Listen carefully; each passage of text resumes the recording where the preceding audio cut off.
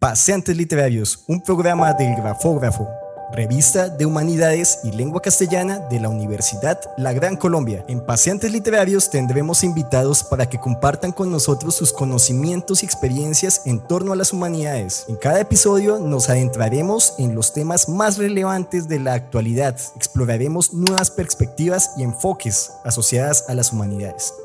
Hola a todos, bienvenidos a un nuevo episodio de Paseantes Literarios, un programa de la revista del Grafógrafo de la Licenciatura en Humanidades y Lengua Castellana de la Universidad La Gran Colombia. El día de hoy nos acompaña la escritora, poeta, dramaturga, novelista y columnista del Espectador, Piedad Bonet. Piedad es licenciada en Filosofía y Literatura por la Universidad de los Andes. Allí es catedrática de literatura. Además, cuenta con una maestría en Teoría del Arte y la Arquitectura de la Universidad Nacional de Colombia. A lo largo de su trayectoria ha publicado alrededor de 7 poemarios. Con el primero de ellos, titulado De Círculo y Ceniza, recibió la mención de honor en el concurso hispanoamericano de poesía Octavio Paz. Con sus demás antologías se le han otorgado diversos premios y reconocimientos como el Premio Nacional de Poesía, el Premio Casa de América de Madrid de Poesía Americana, el Honorífico de Poesía José Lezama Lima y el Premio de Poesía Poetas del Mundo Latino Víctor Sandoval en Aguascalientes. Varias de sus obras han sido traducidas a diversos idiomas, al italiano, al inglés, al francés, al sueco, al griego y al portugués. Obras que se caracterizan por su pasión, fuerza y ritmo, pero que además reflejan un lenguaje profundo y verídico. Bienvenida, Piedad, gracias por acompañarnos el día de hoy. Bueno, María José, muchas gracias a ustedes por invitarme y bueno, aquí estoy disponible para ver qué me quieren preguntar. Nosotros es un gusto tenerte, que nos acompañes en la revista Grafógrafo y con ello que estés en la sección de Paseantes Literarios. Entonces esperamos que el diálogo de hoy, que girará en torno al arte, a la literatura, a la escritura, entonces sea de gusto tanto para ti como para las personas que van a ver esta entrevista. Entonces, María José, creo que es hora de iniciar con las preguntas. Bueno, a mí me gustaría iniciar un poco hablando acerca como de todas estas influencias que llevan a la escritura, ¿no? Inicialmente vemos que empiezas a escribir poesía, actualmente lo sigues haciendo, pero me llama un poco la atención saber cuáles son estas influencias que tú tuviste al inicio de tu escritura para realmente empezar a escribir, digamos que oficialmente, y no dejar que esto fuera un hobby y empezar a que esto fuese, digamos, una característica que te llame, ¿no? Y por qué empezar a escribir particularmente poesía. Bueno, desde pequeña, María José, yo sentí que la poesía era algo que me gustaba mucho y que era como que se me daba naturalmente. En la adolescencia, 13, 14, 15 años, yo creo que la gente ahí, la que ama la poesía, como que empieza a expresarse por una necesidad genuina, no porque quieran ser poetas. Ya luego, cuando entré a la universidad, fui explorando cuáles eran las voces que más me interesaban. Y digamos que al principio me impresionó mucho la voz de Antonio Machado, por ser una voz muy transparente, muy sencilla, que trabaja sobre lo cotidiano, que después va a ser, digamos, uno de los temas que yo voy a trabajar a lo largo de toda mi literatura, tanto de la poesía como de la novela. Pero también me encontré con las vanguardias latinoamericanas y dentro de esas vanguardias, especialmente con Neruda en Residencia en la Tierra y César Vallejo con los poemas humanos. Claro, esto está rodeado de otro montón de nombres, pero digamos que ellos dos me enseñaron que la poesía podía ser una cosa distinta a la que yo me imaginaba. El otro poeta que me influenció por esos tiempos, digamos a los 17, 18 años, fue Baudelaire, con la idea que comprendí en ese momento de que lo bello puede ser feo, de que se le puede escribir un poema a una carroña. Entonces, todo eso, digamos, me cambió la mentalidad con la que yo venía del colegio, que en el colegio se tiende a pensar que la poesía es como un arte lírico que habla básicamente o de los sentimientos amorosos o de los sentimientos trágicos o de la belleza del mundo. Y ahí yo entendí que la poesía era otra cosa, un lenguaje más disruptivo, más político, más experimental, y que yo tenía que encontrar una voz.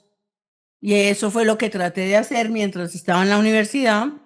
En realidad lo que yo quería en la universidad era ser cuentista o ser novelista. Pero fracasé en los primeros intentos que hice. De manera que dije, bueno, voy a irme por el terreno de la poesía, que es como donde más cómoda me siento. Y todavía hubo muchos años de escritura de poesía exclusivamente antes de que volviera a ensayar la narrativa que lo hice cuando ya era una mujer tremendamente grande. O sea, volví a intentar escribir esa novela que había intentado a los 20 y pico y en la que había fracasado. Y ahí resultó, porque yo ya era una profesora que había trabajado mucho los textos con mis estudiantes, los textos de otros escritores, la novela, y ya, digamos, estaba más armada probablemente para hacer eso. Y tenía más seguridad en mí misma también. Ahorita nos hablabas un poco de Antonio Machado, ¿no? Y la importancia que tiene, y con ello el boom latinoamericano, las vanguardias latinoamericanas, perdón, en el escenario de tu ejercicio literario. Machado, pues, elementos como la fugacidad del tiempo, la búsqueda de identidad, el sentido de la existencia, son características propias de su literatura y son elementos que también se han reflejado en tus obras. Cuando uno piensa en Piedad Bonet, destaca elementos como la emocionalidad, la exploración de temas relacionados con lo público, lo privado, ahorita lo mencionabas con el tema de lo político. Eh, si yo citara a una filósofa como para acuñar una categoría en ese ejercicio que tú haces de creación literaria, yo diría, bueno, Hannah Arendt, porque tú te encargas de hablar en un contexto amplio de lo que es la condición humana, ¿sí? Yo quiero que nos cuentes un poquito más en esa construcción que haces, tanto en la poesía como en la narrativa. ¿Qué otros elementos, aparte de los que ya nos enunciaste, caracterizan el estilo literario de Piedad Bonet? Bueno, William, a uno le resulta un poco difícil mirarse en perspectiva, tener la mirada crítica, hacer el recorrido, ¿no? Por la obra como lo hacen los críticos sobre la obra de otros, ¿no? Pero yo diría que dentro de mis intereses están algunos temas como la infancia, la familia, el amor, eh, pero lo más importante es que me interesa un lenguaje no barroco. No porque no me guste el barroco, me encanta el barroco, sino porque yo no soy barroca, porque digamos, los escritores que más me interesan desde hace mucho tiempo son los que trabajan con la cotidianidad, pero con una cotidianidad que pasa de alguna manera por la poesía, como Proust, o como algunos autores ya más contemporáneos, como John Banville, me interesa mucho, muchas mujeres contemporáneas, bueno, Natalia Ginsburg, em, Vivian Gornick. Me he ido yendo más hacia el terreno de lo autobiográfico, en lo narrativo. Lo digo porque en este momento estoy escribiendo un libro de carácter autobiográfico, aunque a mí, digamos, la mayor parte de mis obras son novela, o sea, ficción. Pero digamos, como lectora me interesa mucho más la cuestión autobiográfica o la autoficción. Entonces yo en mi poesía pienso que soy una poeta a la que me interesa, diría yo, como lo lírico. No soy No tengo una escritura que podríamos decir pedestre o antipoética, como se decía en algún momento, pero me interesan las voces como más secas, más duras. En ese sentido, mis poetas predilectos son Blanca Varela, por ejemplo, en el Perú, José Watanabe también, el peruano, un poeta inglés que se llama Philip Larkin, es decir, una poesía como muy concreta y, digamos, cuya fuerza está en una cierta sequedad y una cierta dureza. En eso que nos cuentas, permíteme hacer ahí como una relación en algo que hablábamos detrás de la grabación ahorita y tenía que ver un poco con la influencia que tiene Dostoyevsky, ¿no? Y nos contabas ahorita en un ratico de la charla eh, que desde muy pequeña o desde pequeña, desde joven, estás leyendo a Dostoyevsky, uno encuentra en él, pues digamos que una profundidad psicológica en tanto hay unos intereses por unas motivaciones de la naturaleza, unos conflictos en la existencia humana. ¿Crees que esa influencia de Dostoyevsky se termina reflejando en el estilo de la poesía y de la narrativa que tú construyes? No, no para nada, porque lo que pasa es que los escritores te influyen de muy distinta manera. A mí él me influyó en el sentido de que es un escritor mm, que te abruma, que es súper poderoso, que te atrapa, pero con unas temáticas muy alejadas de las que a mí me pueden interesar. Tal vez el tema más importante que hay en Dostoyevsky, que a mí me llama la atención, es el tema de Dios, el tema de si existe Dios, si no existe, el destino, todas esas cosas. Pero hay escritores que me interesan mucho, que me influyeron mucho, pero que no tienen nada que ver con mi estilo, como Borges, por ejemplo. El mismo César Vallejo al principio sí influye en mi estilo. Neruda con Residencia en la Tierra, pero hay otros poetas que me han influido más. Eliseo Diego, que es un poeta peruano, cubano, la misma Blanca Varela, yo creo que le debo mucho a ella. Escritores como Juan Gelman, no sé, un escritor se va dejando tocar por otras voces, pero tiene que negarse también a seguir esas influencias de manera evidente, ¿no? Tiene que buscar su propia voz. Entonces hay resonancias de ellos en mí, pero yo lo que he buscado siempre es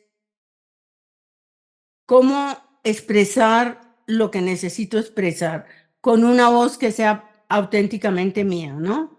Eso de auténticamente mía es una cosa muy relativa, ¿no? Porque tú no sabes cómo estás permeado por la voz de los otros, pero muy difícil que tú logres hacer como un mapa de tus influencias. O sea, porque son infinitas, porque tú vas leyendo, leyendo, leyendo, leyendo y entonces coges de aquí, de allá, y luego ya no sabes qué te pertenece y qué no te pertenece.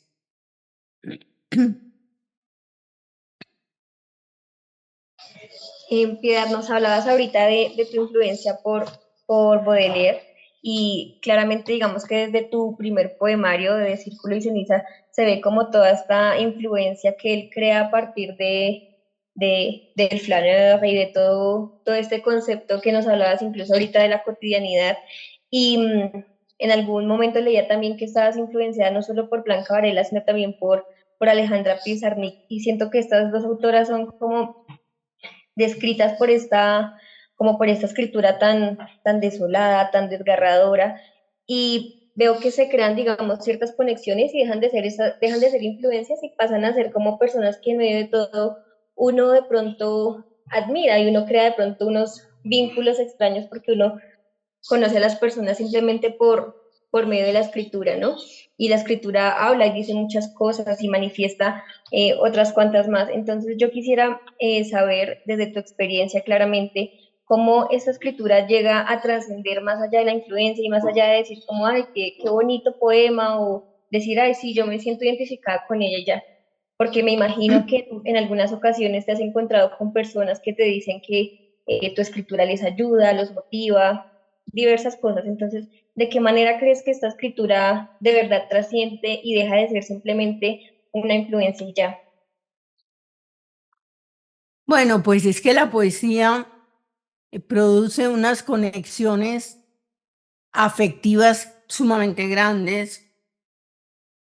No es estrictamente un problema de identificación, aunque yo me identifico con esa parte atormentada de Alejandra Pizarnik, porque fui muy atormentada durante muchos años. En la adolescencia, en mi primera juventud, sufría un enorme desasosiego, podemos decirlo así, sin llegar a los extremos de Alejandra Pizarnik, que ya era una cosa patológica que la llevó al suicidio, ¿no? Pero bueno, yo sentía también en mí un malestar profundo, como ella. En Blanca Varela, que precisamente estaba anoche dando una charla sobre ella, y entonces por eso la tengo muy fresca, porque la acabo de releer. Yo me identifico con ella en la crudeza, en, en la autocrítica, en la capacidad también de criticar el mundo, es decir, de una cosa un poco implacable con los demás, que contra la cual uno tiene que luchar, porque es una mirada como muy descarnada del mundo que se puede volver en tu contra. Pero oyéndola en las entrevistas, encuentro que era, digamos, otra faceta suya, más dulce, más reposada, que yo también tengo, porque en uno pueden convivir varias personas, ¿no? Entonces, lo que admiro de Blanca Varela es la fuerza. Yo he ido descubriendo la fuerza de mi palabra, no la fuerza de mi personalidad, porque mi personalidad también tiene flaquezas, ¿no? Pero digamos que cuando tú dices, me gusta mucho esa poeta, es porque su visión de mundo te atrae mucho. Nunca dices qué bonito poema y ya, ¿no? No, eso pasa, digamos, en la gente que está en la superficie. Qué lindo poema, cómo suena, no, pues eso no es así, ¿no? Sino cómo te toca, cómo te remueve y cómo te asombra y cómo tú dices, me descubre cosas. Cuando yo leía anoche los poemas de Blanca Varela, yo veía en la cara de los oyentes primero la extrañeza, porque es una poesía muy extraña, y luego como el regocijo de abocarse a lo distinto, a lo nuevo, a lo que no son lugares comunes, porque estamos en una sociedad que nos enfrenta todos los días al lugar común. La canción está llena de lugares comunes, la televisión está llena de lugares comunes, los bestsellers, la misma publicidad, coge todo y lo mastica y lo manosea y nos lo da como masticado. Cuando la gente se encuentra con lo raro, con lo difícil, con lo oscuro, pero que te ilumina, agradece mucho. Cierta gente, esa gente que no va por el mundo como rapidito, sino que tiene interés en profundizar en ella misma y en ver que el mundo le revele muchas dimensiones que para otros no existen.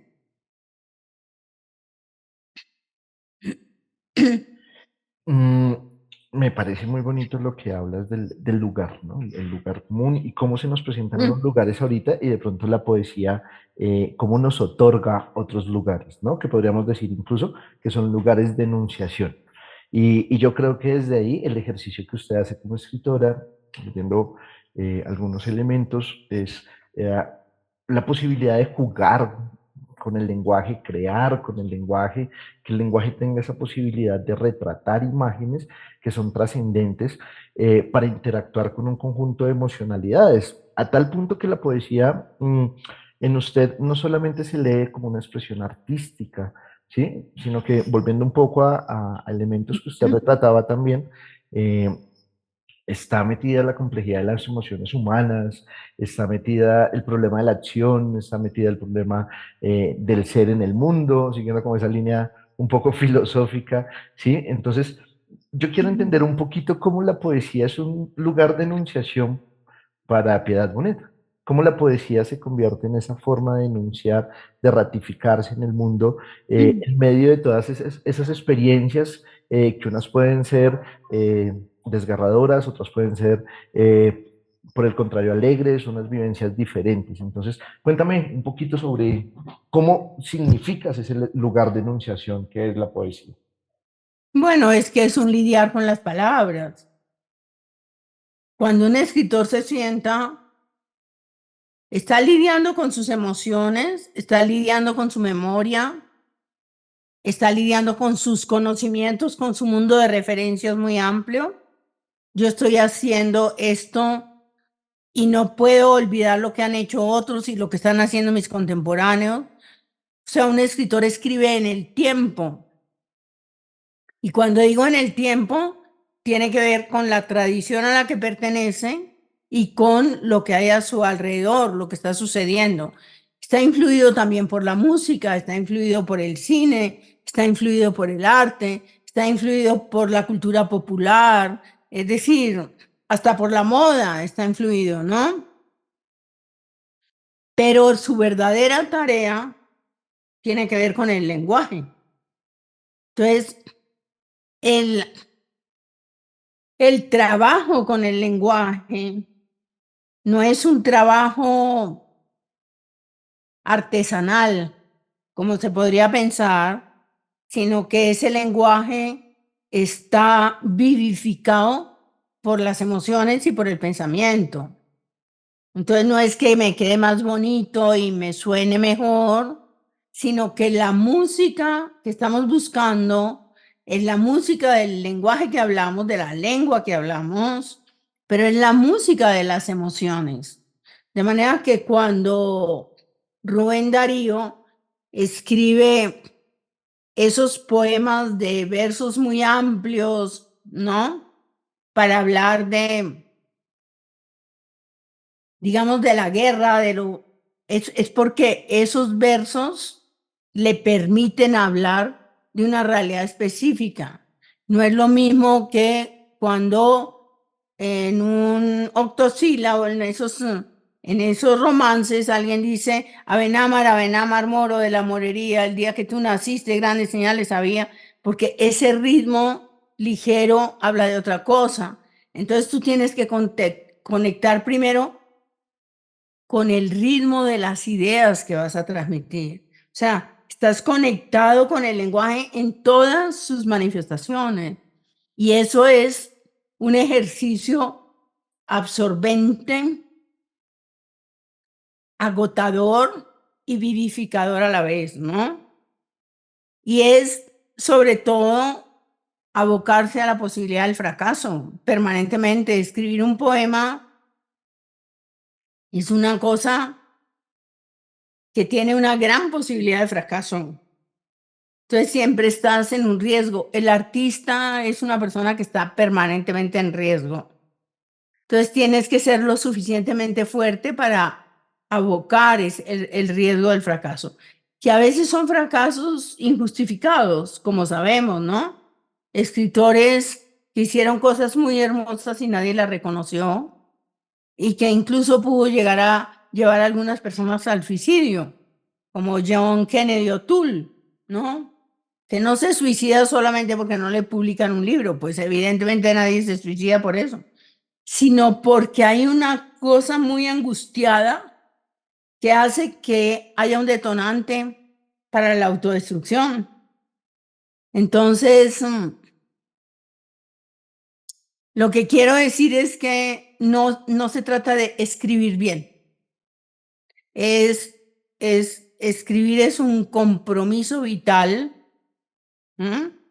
Que tiene que ver con la autenticidad, que tiene que ver con la cultura que uno tenga, porque pues a los 14 años se puede escribir un poema bonito, pero a menos que seas un genio y seas Rambo, ¿no? No vas a tener un mundo de referencias, porque no has tenido tiempo de tenerlas. Entonces, la poesía es síntesis, lenguaje simbólico, y para eso hay que tener una actitud, ponerse en una actitud que es, digamos, una actitud distinta a la de la racionalidad.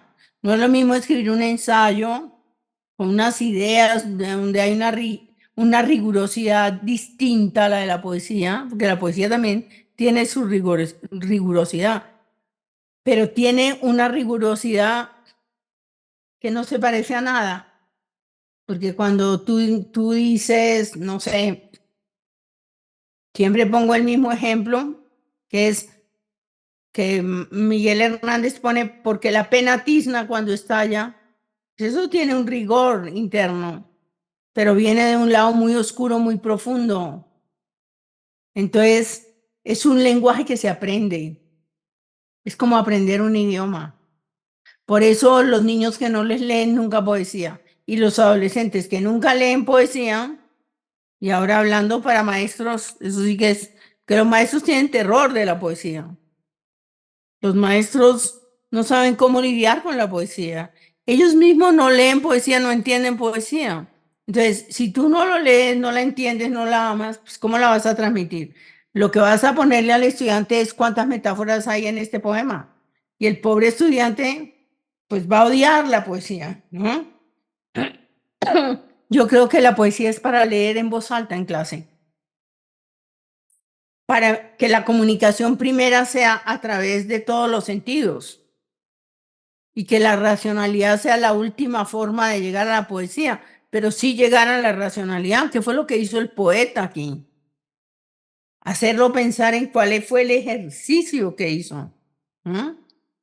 Entonces, por eso, como enseñar poesía es muy difícil, los escritores prefieren enseñar novelas.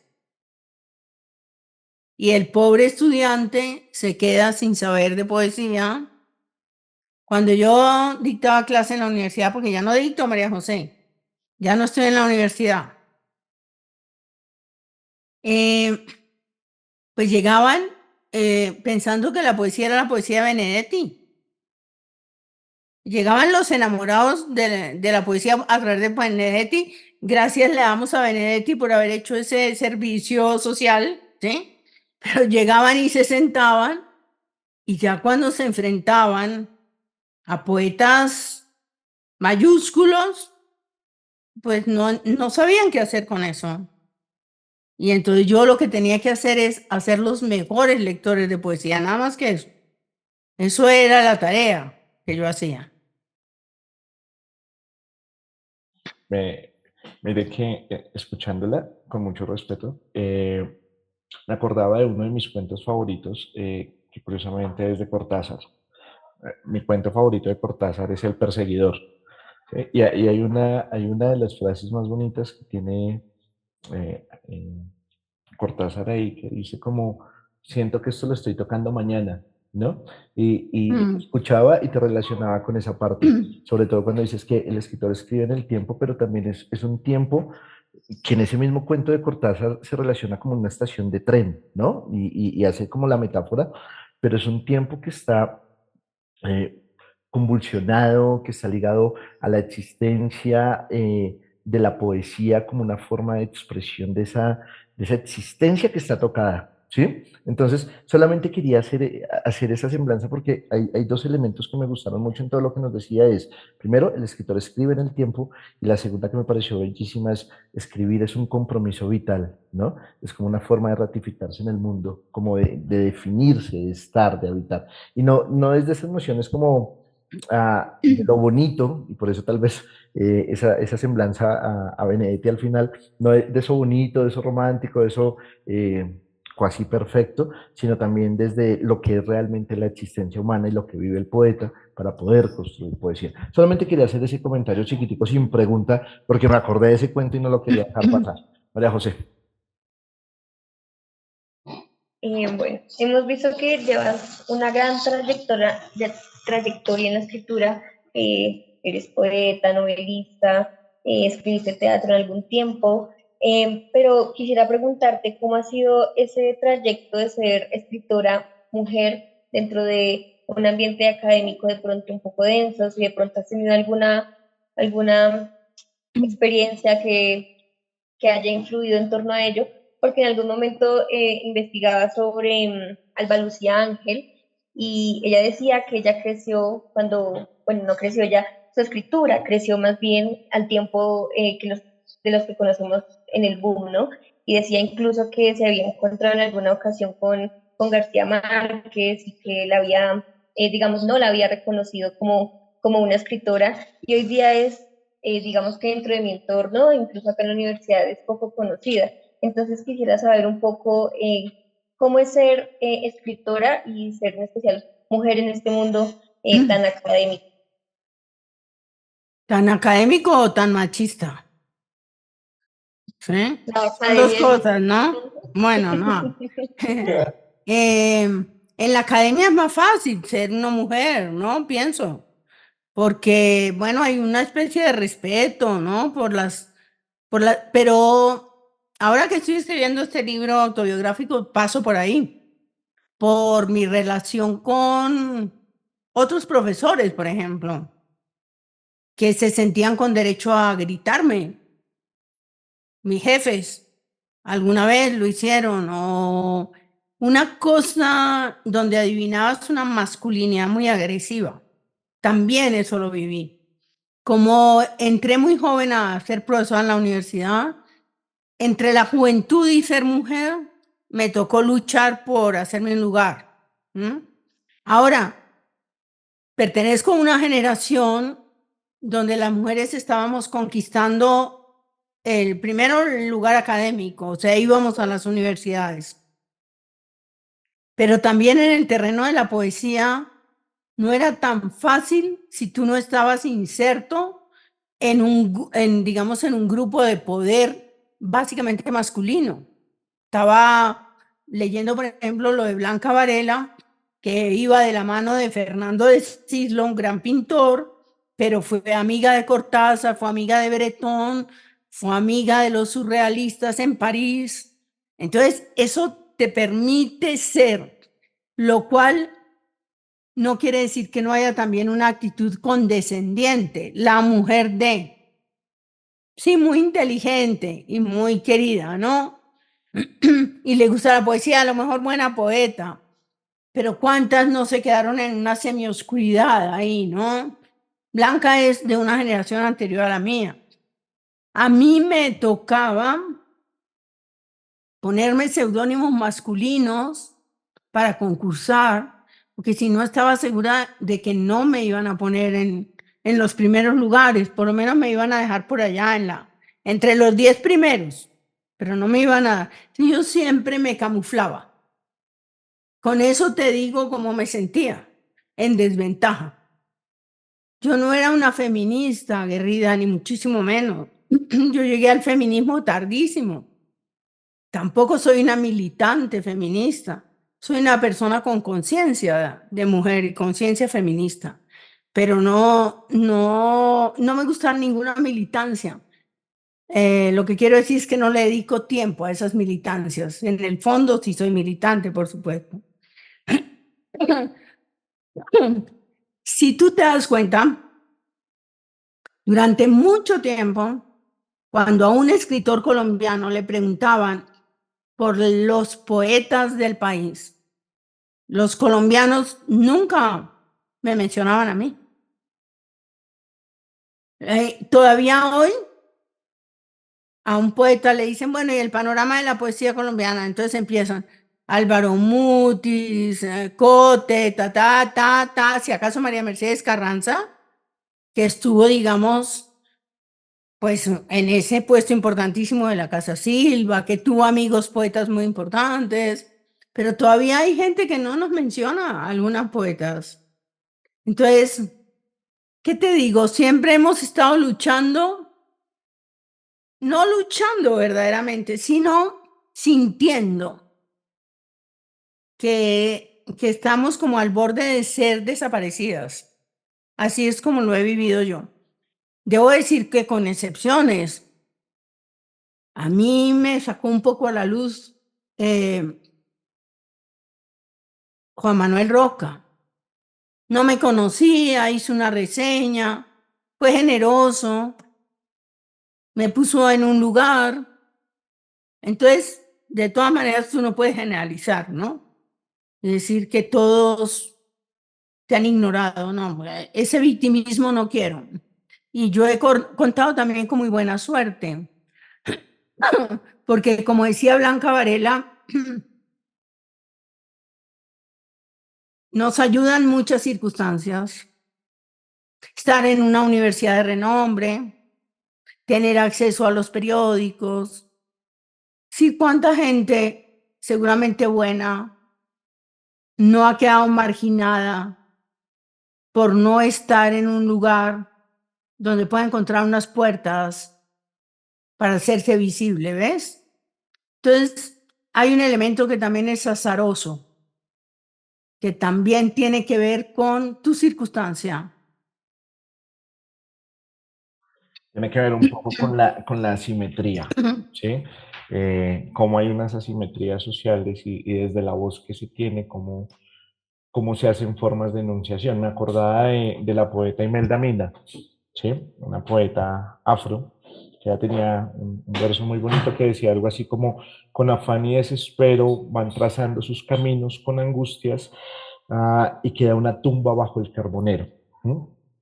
Y me gusta un poco traer a colación a Imelda Mina en ese sentido, porque yo siento que la literatura, y en este caso la poesía, también es un ejercicio de memoria, ¿no? La poesía nos permite reconstruir, nos permite reconfigurar, nos permite resignificar. ¿No? Yo creo que la memoria es un tema recurrente en las obras de Piedad Monet. eh, También juega un poco con la identidad, con la percepción del mundo, y quiero preguntarle eso, ¿cómo la memoria termina siendo un recurso o una categoría importante en las obras, o en sus obras o en su poesía? Bueno, pues creo que no puede haber literatura sin memoria, ¿no? Pero lo único que te podría decir es que lo que odio un poco es la idea de la memoria como nostalgia. Eso me parece anacrónico y me parece,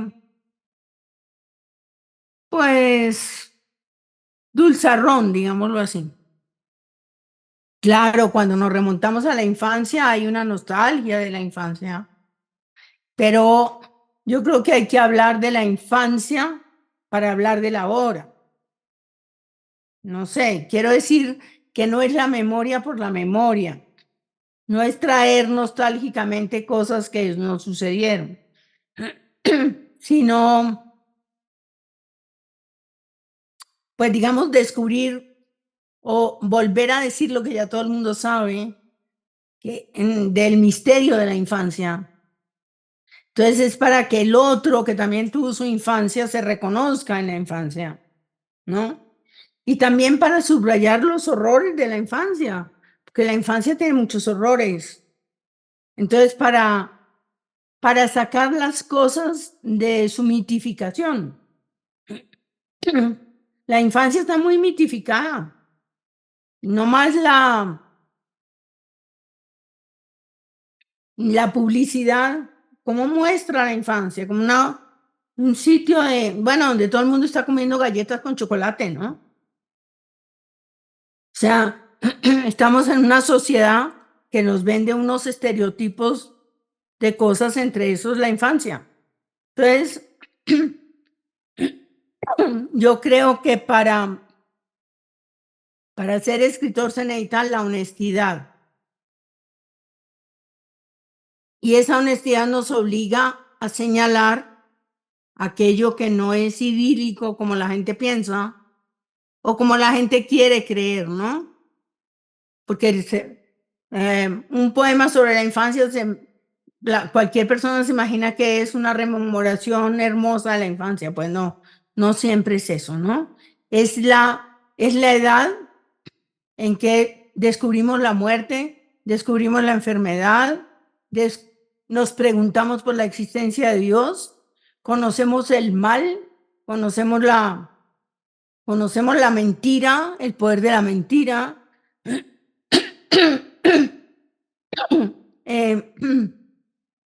Es decir, es el mundo de las grandes revelaciones, la infancia, ¿no? Entonces, mostrarla en ese poderío tremendo, que es la edad de los descubrimientos y la edad de también tremendos sufrimientos, me parece. Sufrimientos muy callados, muy silenciosos, que luego alguna gente logra transmitir, pero la mayoría no.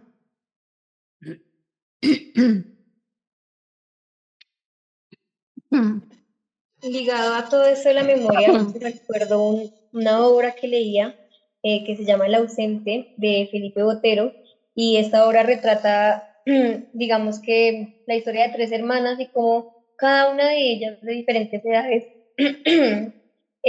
vive la ausencia de su padre, ¿no? De su padre que fue víctima del conflicto armado. Y esta obra me parece muy bella, es una obra de teatro y me permite darle paso a la próxima pregunta, porque tenía entendido que escribías teatro también, escribiste varias obras y que incluso llegaron a ser Puestas en escena. puestas en escena, gracias. Pero veo que no seguiste de pronto como por esa línea del teatro. Personalmente tengo un vínculo muy grande con el teatro porque, pues, por mi familia, por mi hermano que es maestro en arte dramático, y me llama mucho la atención eso, o sea, entrar al teatro, entrar a todo este proceso de la dramaturgia, pero ¿qué es lo que te hace de pronto salirte de esa línea, centrarte en otras cosas?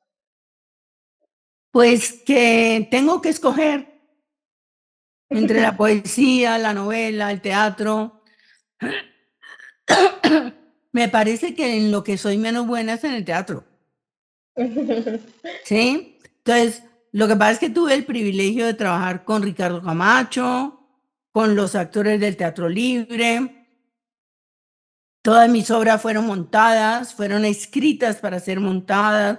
Imagínate el privilegio de estar además en comunicación con los actores, de incidir en lo que pasaba en el escenario. Pues Ricardo hacía su montaje, pero yo también opinaba, de ver transformar el texto que uno escribe en la voz de los actores y convertirse en una cosa bien distinta.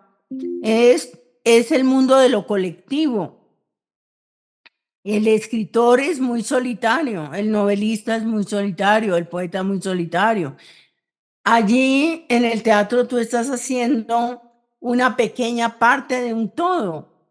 Pero luego cuando aparece la música, aparece el vestuario, aparece digamos, la manera como el director decidió que eso se montara. Entonces estás viendo un arte absolutamente colectivo. Entonces es muy lindo trabajar en grupo, pero yo prefiero trabajar solita. Yo soy de escritorio, soy de concentración. Eso me gusta de vez en cuando, pero y me parece un arte difícil, no creas. Aprendí mucho con Ricardo. Él me enseñó a hacer un teatro que no fuera ni panfletario, ni naturalista, ni folclorista, ni nada de esas cosas horribles, porque hay unos teatros espantosos, ¿sí? Entonces, tuve el concepto de teatro moderno, ¿no? De la mano de Ricardo. Pero, pues, no, yo ya me he dedicado más bien a lo otro, ¿no? A la narración y a la poesía. Me explicó cosas raras. María José me dijo yo voy a abrir, usted cierra y me dejó esa tarea tan difícil de cerrar un espacio tan bonito como el que hemos venido hablando contigo, Piedad. Y mi última pregunta o mi último recurso va dirigido un poco a esas juventudes que están empezando a hacer poesía. Yo quisiera contarle que conozco un poco de cerca a algunos estudiantes en el municipio de Soacha, en un colegio allá, y hay chicos de noveno, décimo y once que están escribiendo poesía en un semillero que tenemos que es de filosofía y literatura con una propia amiga mía. Y aquí en la universidad, paradójicamente, también tenemos chicos que están escribiendo poesía. Y tenemos chicos que se motivan por hacer poesía y no es uno, dos, así como punticos raritos en la pared, no. Tenemos chicos que se aventuran a escribir poesía. Entonces dije, ¿qué les quisiera decir a esas nuevas juventudes en torno al adentrarse a la poesía y hacer de la poesía una forma de ratificarse en el mundo, una forma en que la poesía sea, siguiendo tus palabras, un compromiso vital? ¿Qué les diría a esas juventudes? Bueno, lo primero, que lean mucho, porque leer mucha poesía te va metiendo en la dinámica de la poesía y te va dando los recursos de la poesía. Lo segundo, que compartan esa poesía con gente en la que crean, porque la novia les va a decir que muy bonito todos los poemas, pero la novia puede no tener ni idea de poesía. Entonces, que creen un pequeño, digamos, tengan un pequeño grupo de apoyo, porque es que el poeta en esas edades es sumamente solitario. Entonces, digamos, crear pequeños círculos de poesía en que se lea a los grandes poetas, se los trate de entender y luego la gente lea su propia poesía. A ver qué le dicen los críticos, los que están oyendo lo que lo están. Ahora, si tienen la posibilidad de meterse en un taller que sea bueno, yo creo que de 10 talleres hay 9 malos, de la mano de una persona que tenga credibilidad, eso les va a ayudar mucho. Que otros lo oigan y que no sean enconchados allá pensando que están cambiando el rumbo de la poesía cuando a lo mejor no es así. Ya, muchas gracias. Antes ahorita de que María José se despida, quisiera pedirte un favor, enviarle un saludito a las personas que siguen este proyecto de la revista Grafógrafo. Invítalos a que estén conectados con nosotros y con la revista. Por favor. Bueno, con mucho gusto. Pues entonces les quisiera decir a los que nos vieron y a los que de pronto tengan la oportunidad de verme en un futuro o de vernos a nosotros, pues que vayan a la revista Grafógrafo de la Universidad de la Gran Colombia, que invito a los licenciados en Humanidades y Lengua Castellana a que participen activamente de la revista. Y yo creo que las revistas marcan épocas y marcan también como carácter. Entonces, muchas universidades logran crear grupos críticos, intelectuales, interesantes a partir de sus revistas. Yo espero que eso sea el caso Grafógrafo, que me parece un poquito difícil de pronunciar. Creo que todos nos quedamos un poquito enredados, pero de todas maneras es una palabra muy bonita por aquel lado de donde vienen, ¿no es cierto? Entonces, nada, los invito a oírnos y los invito a conectarse regularmente con la revista. Bueno, muchas gracias, Piedad, por habernos acompañado el día de hoy. Fue realmente un placer, un gusto para nosotros poder haber charlado contigo. Y pues nada, a nuestros oyentes, espero que hayan disfrutado de esta entrevista y espero que nos vean y nos escuchen en una próxima ocasión. Bueno, María José, muchas gracias. Y a ti también, Willy. Que les vaya muy bien con su proyecto. De verdad, para nosotros fue un gusto que nos hayas acompañado, charlar contigo de poesía, de literatura, conocer un poco más sobre esta gran figura de la literatura que realmente nos ha acompañado durante muchos ratos cuando tomamos tus textos y nos sumergimos. Por ahí en la Feria del Libro, voy a hacer una cuñita chiquita con María José. Estábamos el martes lanzando la revista y nos encontramos una editorial que se llamaba Frailejón. Y curiosamente encontramos unos textos suyos en unas editoriales bonitas. Digamos, no, leer a Piedad en cualquier editorial va a ser bonito, pero estos locos tienen una vaina ahí muy bonita, bien hecha. Entonces, ha sido un gusto de corazón charlar contigo. Bueno, Vuelvas, si quieres presencial a la revista, si quieres en otro espacio, y te esperaremos con los brazos abiertos. Muchas gracias. bueno, muchas gracias a ustedes. Cuídate. Adiós. Chao, chao. Espera, ¿ya viste nuestras últimas publicaciones? Recuerda seguirnos en @grafougc, en Instagram y en Facebook. Y eso ha sido todo por hoy. Gracias por estar con nosotros. No olvides seguirnos en nuestras redes sociales. ¡Feliz día!